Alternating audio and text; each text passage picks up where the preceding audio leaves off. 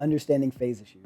If you've ever listened to your song in stereo and mono and wondered why the chords sound lacking, here's why. First, we need to understand phase. And I'm talking physics and math, not when you pull up a metering plugin and it says +1, -1. That's not exactly the same thing. So when a speaker plays audio, if you've ever zoomed in really close to a waveform, kind of looks like this. When the waveform goes up toward the positive side, that's the speaker pushing out. When it goes down to the negative, that's the speaker pushing in. At 0 is where the speaker sits naturally when it's off or no audio is playing. +1 and a -1. If we play these at the same time, we get no sound because we have 1 added to -1, and 1 plus -1 is 0. They cancel out. We add 1 to -1, we get 0, so nothing happens. Now, this is more accurate in terms of what happens in music because when you're using a bunch of different sounds, you have your drums, you have your chords, your basses, all these different sounds playing at the same time. So if this sound was playing at the same time as this sound, the green is where the frequencies are going to be added. Whereas where it's in the +1 over here and it's in the -1 over here, they're going to cancel out. So the resulting waveform will look like this. You have this chunk missing because of the imbalances here. So here's the C major chord, C, E, and G. E is a higher frequency than C.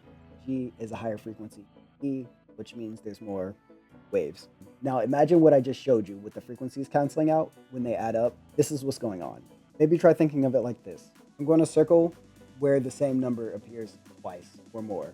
I know I said circle, but I changed my mind. So basically what this is to symbolize is every time the frequencies either add up or cancel out. It's just a visual representation. If it doesn't help, ignore it. If it does help, you can kind of get the idea. Now let's take this over to FL Studio. So we have a kick. Now I'm going to clone it, make it unique, and then click reverse polarity. This basically flips the waveform upside down. So again, here's the original kick. Here's the flipped kick. But what happens if we play them at the same time? We don't hear anything, and it's because they're canceled out. Here's a more practical example. So here's Vital with the saw wave. See how smooth and consistent? Now look and listen to what happens when I have 4 voices. You see how the waveform isn't steady as it was, it's going up and down? That's because some of the waves are canceling out. Now I'm going to play a C major chord. You can see the phasing issues. If some of the frequencies are coming out of one speaker, going up, and it's going down, coming out the other speaker, okay, we're good.